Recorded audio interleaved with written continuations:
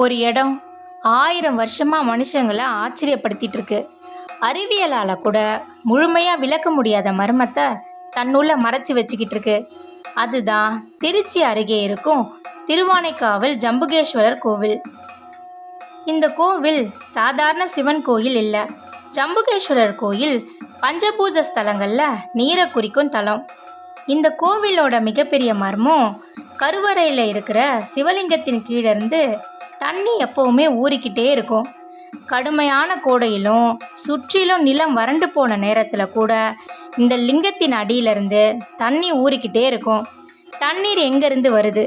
அது நிலத்தடி ஊற்றுதானா, இல்லைனா வேற ஏதாவது மர்ம சக்தியா?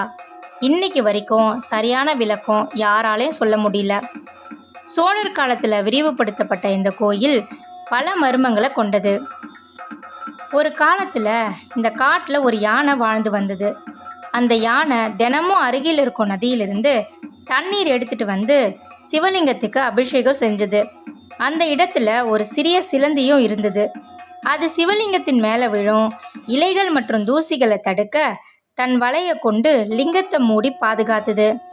யானை தினமும் தண்ணீர் ஊற்றும் போது அது சிலந்தியின் வலை கிழிந்து போயிடும்.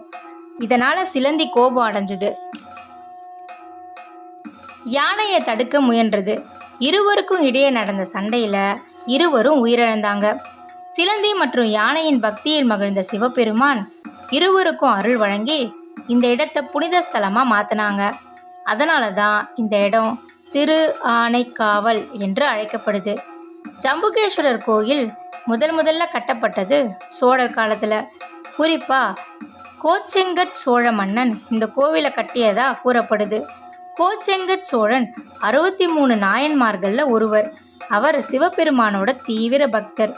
அவர் இந்த கோவிலை கட்டியதுல ஒரு முக்கியமான அம்சம் இருக்கு. யானைகள்லாம் உள்ள செல்ல முடியாதபடி உயரமான அடிக்கட்டில் கொண்ட கோயிலை உருவாக்குனாரு. ஏன்னா முன்பிறவில சிலந்தியா பிறந்தவர் தான் இந்த அரசன் கோச்செங்கட் சோழன். இந்த கோயில் 1800லேருந்து 2000 ஆண்டுகள் பழமையான கோவில். இந்த கோயிலோட வரலாறு இன்னும் ஆச்சரியமா இருக்கும்.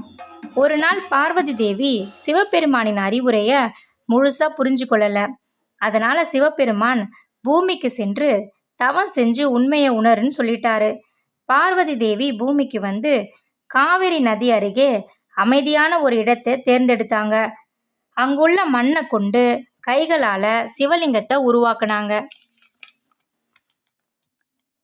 இந்த லிங்கத்தை தினமும் காவிரி நதி நீரால அபிஷேகம் செஞ்சு மனதார சிவபெருமானை தியானித்து தவம் செஞ்சாங்க. அவரோட பக்தியை பார்த்த சிவபெருமான் அங்கு தோன்றி பார்வதி தேவிக்கு அருள் வழங்கினாரு. அந்த இடம்தான் ஜம்புகேஸ்வரர் கோயில்னு அழைக்கப்படுது. ஜம்புனா நாவல் மரம். ஒரு காலத்துல இந்த பகுதி நாவல் மரங்களால நிறைந்த பகுதியா இருந்தது. அதனாலதான் இந்த இடம் ஜம்புகவனம்னு அழைக்கப்படுது. இந்த கோவில்ல ஒரு தனி மரபு இருக்கு. மதிய பூஜையில அம்மன் அகிலாண்டேஸ்வரியா சிவனை வழிபடுவதா சொல்லப்படுது. அதனாலதான் பூஜை செய்யும் அர்ச்சகர்லாம் பெண்கள் மாதிரி ஆடை அணிஞ்சு பூஜை செய்வாங்க சிவனுக்கு. இது ஒரு வித்தியாசமான மரபு.